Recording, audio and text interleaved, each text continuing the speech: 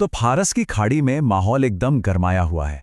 एक तरफ अमेरिकी जंगी जहाज पहुंच चुके हैं और दूसरी तरफ से ईरान कह रहा है कि उनका नारकीय स्वागत होगा। तो सवाल यह है कि आखिर चल क्या रहा है वहां।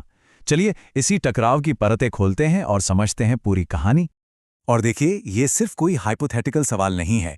ये एक ऐसी हकीकत है जो किसी भी पल, सच में किसी भी पल, एक बड़े युद्ध का रूप ले सकती है। तो फिर शुरू करते हैं और इस पूरी पहेली के एक एक टुकड़े को जोड़कर देखते हैं।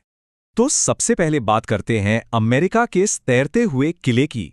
और यकीन मानिए, ये सिर्फ एक जहाज नहीं है, ये ताकत का एक जबरदस्त प्रदर्शन है। ये जो जहाज है ना, ये असल में तैरते हुए मिलिट्री बेस है। मतलब जरा सोचकर देखिए, एक पूरा का पूरा शहर जो समंदर में कहीं भी जा सकता है और वहां से हमला कर सकता है। बस यही है इनकी असली ताकत। 5,000, ये कोई छोटा मोटा आंकड़ा नहीं है। ये 5,000 सैनिक हैं, एक पूरी की पूरी सेना जो हवा, जमीन और समंदर तीनों जगहों से एक साथ हमला करने के लिए तैयार है। और ये सब सिर्फ एक जहाज के ऊपर। और अगर आप इसके अंदर देखें तो ये किसी चलते फिरते शहर जैसा है। फाइटर जेट्स, टैंक, यहाँ तक कि एक पूरा हॉस्पिटल, सब कुछ एक ही जगह, समंदर के बीचों बीच। और यही बात कि ये पूरी तरह से सेल्फ सफिशिएंट है, इसे इतना ज़्यादा खतरनाक बनाती है।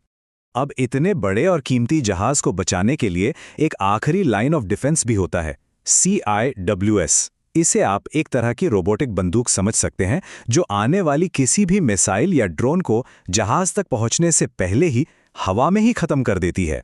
तो ठीक है, एक तरफ है अमेरिका की ये जबरदस्त मिलिट्री मशीन, पर सवाल ये उठता है कि ईरान जैसी ताकत इसका सामना आखिर करेगी कैसे? तो इसका जवाब है, सीधी लड़ाई से नहीं, बल्कि दिमाग के खेल से।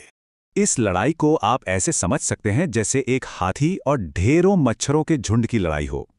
अमेरिका यहाँ वो विशाल हाथी है जो अपनी ताकत पर इतरा रहा है, और ईरान उन मच्छरों का झुंड है जो छोटी छोटी परेशान करने वाली तरकीबों से उस हाथी को थकाकर कमजोर करने की फिराक में है।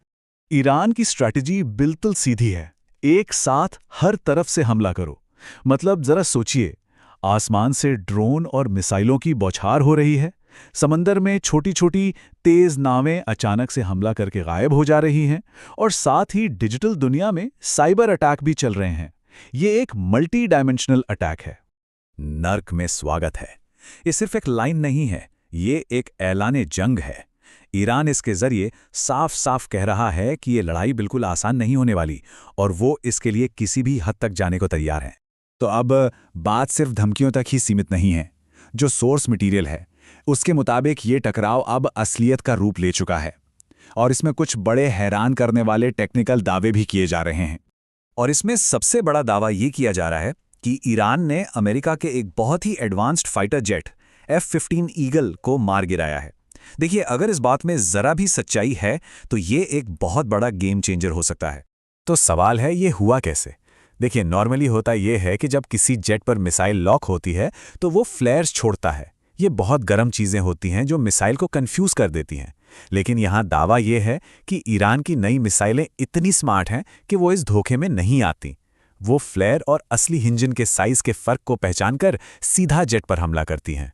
ये एक बहुत बड़ी टेक्नोलॉजिकल लीप है। और बात यहीं खत्म नहीं होती। ईरान पर एक और बड़ा आरोप है, और वो है अमेरिका के जासूसी प्लेन AWACS पर हमले का। ये प्लेन अमेरिका के लिए आसमान में आंख का काम करता है। दावा ये किया जा रहा है कि ईरान ने जमीन पर पार्क किए हुए इस प्लेन के सबसे कीमती हिस्से, यानी उसके रडार सिस्टम पर एक पिन पॉइंट स्ट्राइक करके उसे तबाह कर दिया। अब देखिए, ये जो टकराव है ये सिर्फ दो देशों के बीच का मामला नहीं रह गया है। इसकी आग धीरे धीरे पूरे इलाके में फैल रही है, और इसका असर कहाँ तक जाएगा इसकी कोई सीमा नहीं है। जो लड़ाई का मैदान है वो अब सिर्फ फारस की खाड़ी तक ही नहीं है, ये रेड सी से लेकर साइबर स्पेस तक फैल चुका है। इसमें प्रॉक्सी फाइटर्स का इस्तेमाल हो रहा है, हैकिंग हो रही है, और पड़ोसी देशों के इंफ्रास्ट्रक्चर पर भी हमले हो रहे हैं। मतलब ये एक ग्लोबल चेस बोर्ड बन चुका है। और इस पूरे इलाके की एक बहुत बड़ी कमजोरी है पानी। ये सारे देश पीने के पानी के लिए समंदर के पानी को साफ करने वाले प्लांट्स पर पूरी तरह से निर्भर हैं। जरा सोचिए, इन पर एक छोटा सा हमला भी पूरे देश को प्यासा कर सकता है, और यही बात इन्हें एक बहुत ही खतरनाक टारगेट बना देती है। तो आखिर ये टकराव सिर्फ एक रीजनल इशू क्यों नहीं है? भाई इसलिए क्योंकि इसके दांव पर सिर्फ दो देश नहीं, बल्कि पूरी दुनिया की इकोनॉमी और सिक्योरिटी लगी हुई है। ये मामला हम सब के लिए इतना ज़रूरी इसलिए है क्योंकि दुनिया का लगभग 25% तेल इसी एक पतले से रास्ते से होकर गुजरता है। अब आप खुद सोचिए, अगर यहाँ ज़रा सी भी गड़बड़ी हुई तो इसका सीधा असर पेट्रोल की कीमतों पर और हमारी जेबों पर पड़ेगा। एक और चिंता की बात यह है कि ईरान की मिसाइलें अब पहले से कहीं ज़्यादा सटीक यानी एक्यूरेट हो गई हैं। दावा है कि रूस और चीन की मदद से इनकी सक्सेस रेट 20% से बढ़कर सीधे 80% हो गई है। इसका सीधा मतलब यह है कि अब इनके टारगेट मिस होने का चांस बहुत ही कम है। और अब बात इस टकराव के सबसे खतरनाक पहलू पर आती है। चेतावनी ये दी जा रही है कि अगर ईरान को लगा कि वो हार रहा है तो वो डर्टी बम तक का इस्तेमाल कर सकता है। और इससे भी बुरा ये हो सकता है कि अगर लड़ाई में कोई पॉज आता है तो वो सिर्फ 6 महीने के अंदर न्यूक्लियर पावर भी बन सकता है।